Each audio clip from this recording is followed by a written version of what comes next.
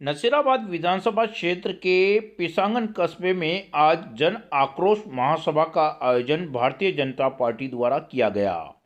कार्यक्रम में केंद्रीय राज्य मंत्री कैलाश चौधरी, विधायक दीप्ति महेश्वरी, सुरेश रावत, रामस्वरूप लांबा, पूर्व जिला प्रमुख सरिता गैना, पुखराज पाड़िया, पंचायत समिति के प्रधान दिनेश नायक, पूर्व प्रधान अशोक रावत, रामा गुजर, उर्मिला कुमावत, भाजपा नेता पवन महेश्वरी सहित भाजपा कार्यकर्ताओं ने शिरकत की। कार्यक्रम के दौरान केंद्रीय मंत्री कैलाश चौधरी ने प्रदेश में जंगल राज, पेपर लीक व किसान के कर्ज माफी को लेकर सरकार को घेरा। केंद्रीय मंत्री कैलाश चौधरी ने कहा कि प्रदेश के मुख्यमंत्री अशोक गहलोत ने अपनी सरकार को बचाने के लिए अपने विधायकों को खुले सांड की तरह छोड़ रखा है। विधायक अपनी मनमर्जी से काम कर रहे हैं, विधायक जनता के बीच नहीं जाते। केंद्रीय मंत्री ने गहलोत सरकार को घेरते हुए कहा कि आने वाले समय में कांग्रेस पार्टी हाथ से हाथ जोड़ो कार्यक्रम चला रही है, जबकि कांग्रेस अगर अपने कार्यकर्ताओं से ही हाथ मिला लेवे तो काफ़ी है। वह पायलट से तो हाथ मिलावे। कार्यकर्ता टूट टूट कर कांग्रेस से जा रहे हैं। पहले कांग्रेस को जोड़ें, उसके बाद हाथ से हाथ जोड़ने का कार्यक्रम करें। चौधरी ने कहा कि केंद्र सरकार ने कई बार राज्य सरकार को मोटे अनाज खरीद के लिए एमएसपी की डिमांड भारत सरकार को भेजने के लिए कहा, परंतु राजस्थान सरकार ने अभी तक मोटे अनाज की एमएसपी पर खरीद की डिमांड भारत सरकार को नहीं भेजी।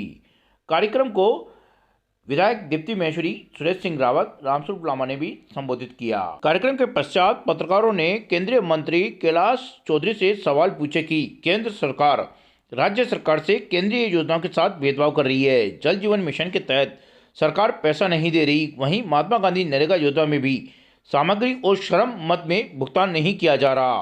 रसोई गैस के दाम भी 1150 रुपये तक पहुंच चुके हैं। इस पर क्या कुछ कहा केंद्रीय मंत्री कैलाश चौधरी ने, आइए देखते हैं। जन आक्रोश महासभा का आयोजन किया गया, आपने शिरकत की है, क्या कहना चाहेंगे? आप देख रहे हैं कि जनता के अंदर इस सरकार के प्रति भयंकर आक्रोश है और इन्होंने जो वादे किए पूरे वो हुए नहीं और इस प्रदेश को एक जंगल राज बना दिया है। यहाँ पर क्राइम में एक नंबर है, आज यहाँ पर बलात्कार जैसी घटनाएं तो वो आज एक नंबर पे है। तो आज डीजल का भाव सबसे ज़्यादा इस प्रदेश में है, विद्युत की रेटें भी आज सबसे ज़्यादा यहाँ पर है और जो वादे किए वो भी पूरे नहीं किए और यहाँ पर इस सरकार को भूमाफिया और बजरी माफिया चला रहे हैं। इसलिए जनता के अंदर आक्रोश है और उसी को लेकर आज यहाँ पर इतनी बड़ी सभा रखी है जिसमें जन आक्रोश यात्रा की। तो मैं कह सकता हूँ कि इस राजस्थान के अंदर अशोक गहलोत सिर्फ अपनी सरकार को बचाने के लिए अपने विधायकों को खुले सांड की तरह छोड़ रखा है और वो भ्रष्टाचार के अंदर लिप्त है और भ्रष्टाचार करके और जनता को साथ में अन्याय भी कर रहे हैं। सर, जन आक्रोश यात्रा के जवाब में कांग्रेस हाथ से हाथ जोड़ा यात्रा निकाल रही है, क्या कहेंगे आप? ऐसा है कि उनका तो हाथ जनता है, वो चुनाव आएगा उस समय ही जवाब दे देगी। और वैसे तो अभी तो वे खुद अपने हाथ जोड़ दे, अपने कार्यकर्ताओं को हाथ कैसे जोड़े? अशोक जी गहलोत सचिन पायलट जी से हाथ मिला रहे अपने कार्यकर्ताओं के हाथ जोड़ना तो ठीक है। जनता ने तो उनको छोड़ दिया है, बस अपने कार्यकर्ताओं के उनको जो उनसे टूट के जा रहे हैं उनको वो हाथ जोड़ने का काम। सर, कांग्रेस के नेता काफी बार मोदी सरकार पे आरोप लगाते हैं कि वो राजस्थान में भेदभाव कर रही है, जल जीवन मिशन के अंदर पैसा नहीं आ रहा है, ग्राम पंचायतों में जो मनरेगा चल रही है, मनरेगा में बजट व सामग्री का पैसा नहीं आ रहा है। ऐसा है कि इस हिंदुस्तान में सबसे ज्यादा पैसा अगर जल जीवन मिशन में कहीं दिया गया है तो वो राजस्थान के अंदर दिया और सबसे पहले दिया और आज लगभग 29,000 करोड़ रुपए राजस्थान को दिए, लेकिन अभी तक उन्होंने पैसा है वो सिर्फ 6,000 करोड़ रुपए खर्च किए। आज जो पैसा खर्च होना चाहिए दूसरे प्रदेशों में उनमें सबसे निचले पायदान पर यानी कि 29वें नंबर पर है। सामग्री मद में आपसे मिले थे सरपंच। कहना चाहता हूँ कि ये जल जीवन मिशन के अंदर इनको पता है कि अगर घर घर टूटी पानी लग गया तो नरेंद्र मोदी जी को क्रेडिट चला जाएगा, इसलिए काम करना नहीं चाहते। और मनरेगा के अंदर भी यही है कि इनके जो एनओसी देनी चाहिए वो एनओसी देते नहीं और पैसा खर्च करते हैं तो उसके अंदर ये भ्रष्टाचार का उनको पैसा मिलता है, वही काम करते हैं और भेदभाव भी करते हैं। तो इसलिए ये पूर्ण रूप से राजस्थान की सरकार है वो भेदभाव पर चल रही है और भ्रष्टाचार। सर, पेट्रोल डीजल की बात करी आपने बढ़ाने को लेकर, गैस के जो कनेक्शन के दाम है वो भी लगातार बढ़ रहे हैं, गैस के दाम बढ़ रहे हैं, क्या कहेंगे आप? मैंने कहा ना कि भारत सरकार की ओर से वो हर संभव प्रयास प्रयास किए जा रहे हैं कि गरीब कल्याण की योजना है वो नीचे पहुंचे।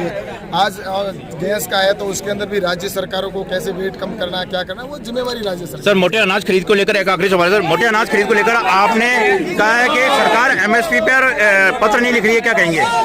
आज मिलेट्स के अंदर मिलेट्स ईयर 2023 है और मिलेट्स ईयर के अंदर प्रधानमंत्री ने ये यूएनओ के अंदर प्रस्ताव रखा कि मोटा अनाज पूरे विश्व में जाए और सबसे ज्यादा हमारे हिंदुस्तान में होता है, छोटे किसानों को इसका लाभ मिलेगा।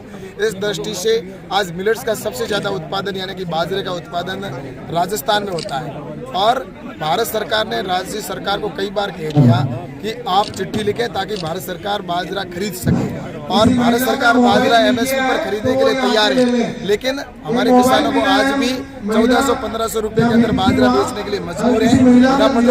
लेकिन एमएसपी के लिए अगर राज्य सरकार डिमांड भारत सरकार से करेगी तो भारत सरकार 2350 रुपये जो एमएसपी दर है उसके ऊपर राजस्थान के किसानों का बाजरा खरीदने के लिए तैयार है। लेकिन ये अशोक जी की गहलोत निरंकुश सरकार है, किसान विरोधी सरकार है, इसलिए वो चिट्ठी नहीं लिखेगी।